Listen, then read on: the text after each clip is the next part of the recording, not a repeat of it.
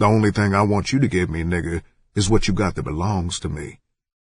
For a moment, he didn't quite understand what I was talking about.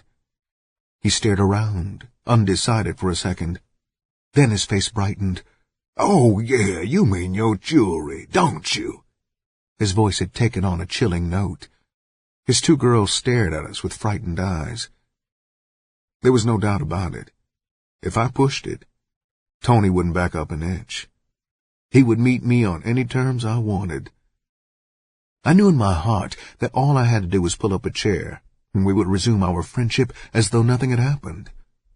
I wanted to, for a fact, but something inside me wouldn't allow me to bend and grasp the outstretched hand of friendship. Again, he tried to bridge the gap between us. Removing my watch from his arm, he spoke quietly. "Dig, Whoreson, ain't no whore in the world worth the friendship between two men." He slid the watch across the table towards me. "If you think I'm bullshitting, dig this. I've had these two whores with me for the last 2 days looking for you. These are two of the best whores in my stable, Whoreson, and you can have either one of them you want. She's yours, man. I'll send her clothes over to your joint if you'll just say the word. Plus, you can take her on with you." Both women started to complain, but he silenced them immediately. He removed my ring and shoved it across the table at me. I stared at the women. One was a blonde, while the other one had dyed her hair bright red. Both were still in their early 20s. From his point of view, he probably thought he was offering me a damn good substitute for boots. But when I looked at the two pale-faced white girls, I knew that neither one of them could ever take the place of the Black Queen he had taken from me. I shook my head, rejecting the offer. Even if he had offered boots, I would have turned it down. "What goes around comes around, Tony," I said, slipping my ring on. "I just hope you can recognize gang when it comes your way." He sighed, deep and slowly. My open refusal of his offer had hurt him. One of his white girls, the blonde, had been watching me closely. She gave me the impression that if I had chosen her, she wouldn't have objected to the trade. I turned on my heel and walked away. I hadn't had a woman since I'd been home, and it had been well over 6 years since I'd slept with one, so I didn't want my weakness to show. The women he had offered were very beautiful, not tramps. It wasn't hard to believe him when he said they were the best of his stable. My conscience was starting to act up. Should I have accepted his offer of renewing our friendship? I couldn't see where it benefited me to ruin our relationship, but my pride had been hurt. I meant to repay Tony for what he had done, whether I was right or wrong. Some way, somehow, the day would come when he would experience payback. As I crossed the street, I could hear the sound of high-heeled shoes running behind me. When I got to the car door, she caught up with me. I looked over my shoulder at the fine blonde. She smiled up at me. She was small, with large legs. Her skin was smooth, milky white, with no blemishes. "Hi, honey. I hope you don't mind me following you. It was my idea, not Tony's. I didn't appreciate the way you rejected me in the damn bar, so I asked Tony if it would be all right if I came out here with you." "That's all you wanted to do?" I asked coldly. "Just come out here in the street and watch me drive away?" Her laughter rang out merrily. She was the first woman I'd heard laugh in quite a while. The sound was more pleasing than I could have anticipated. After a man has been locked up for a long time, he will appreciate the small things a woman does, things that he probably wouldn't have noticed before. "No, Whoreson, I want to do a little more than just watch you drive away, but it's your decision." It was too much temptation. She was too attractive for me just to walk away from. I held the car door open. She climbed in from the driver's side, and her skirt rose up above her thighs as she slid across the seat.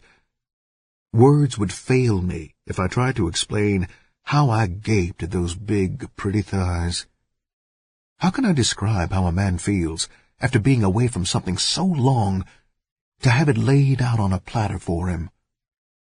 My first stop after pulling away from the curb was the drugstore. After purchasing a fifth of whiskey, my next stop was the motel I'd been staying at. We undressed, slowly, sipping on the whiskey and smoking up some reefer I'd stashed around the room. Whether or not it was the alcohol, I don't know, but as we drank, I began to turn mean. She told me her name was Anne, but the more I drank, the more I began to call her Jerry. At the beginning, I hadn't meant to abuse her. Each drink I took convinced me that it was my right to dog her. After we had relations, a brutal idea began to grow in my mind. She lay there beside me, nude, on her stomach. I rolled over on top of her, and she started to squirm. "Not so soon, Whoreson. Damn, you'll wear me out at this pace." "Shut up, bitch," I said. "I'm getting ready to teach you something new." She said. "Ain't nothing new about doing it like that, and it hurts besides." She began to try and squirm from under me, but I had all my weight on top of her, and she was still on her stomach. Using my feet, I put them between her legs and began to spread them open. Hastily, I fumbled around until I got the spot I wanted. With my finger as a guide, I pushed deeply into her rectum. Her scream shattered the stillness of the room, but it didn't interfere with the act of violence I was committing on her body. Taking a towel from off the backboard of the bed, I wrapped it around her head, covering her mouth, then continued to force my desire on her helpless body. She cried and moaned, but the towel muffled her attempts to call for help. With each succeeding lawless act I forced on her, I moved that much closer to the edge of madness. For the next 3 days I kept her with me, not allowing her out of my sight. The only place she went was to the toilet, then back to bed. When we got hungry, I called out and had food delivered. Whenever someone knocked on the door, I made her go into the shower and turn the water on. At times when I was raping her, I could hardly recognize my own voice, cursing and muttering incoherently. On a rare occasion, I would commit a normal act of intercourse with her, but my preference was for the abnormal. When the morning came that I grew tired of her, or rather, returned to sanity, she was a poor specimen of the opposite sex. Her face was tear-stained from constant crying, while her body was a mass of blue bruises. Discoloration had set in around her nipples from my treatment. When she realized that I was really going to let her go, she jumped into her clothes. She waited until she was standing in the open doorway before speaking. "You dirty son of a bitch," she snarled. "You ain't no man.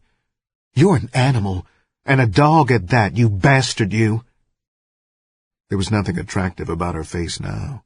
Fatigue and hate had distorted her features into a mask of hatred. Without makeup, there was nothing left of the cute blonde I'd entered the motel with.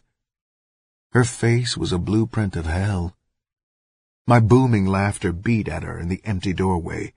"When you see your man, bitch, tell him my only regret is that it was you I fucked in the ass instead of him. Tell him not to worry, though, 'cause he's got his coming." Before she could slam the door, I added, "Don't go away mad, bitch. Just go away." She slammed the door so hard, I thought for a moment the glass would break. After that, the room became silent as a tomb. I found my wallet and pulled out Ruby's phone number. He was another smart bitch that had one hell of a sunrise coming her way.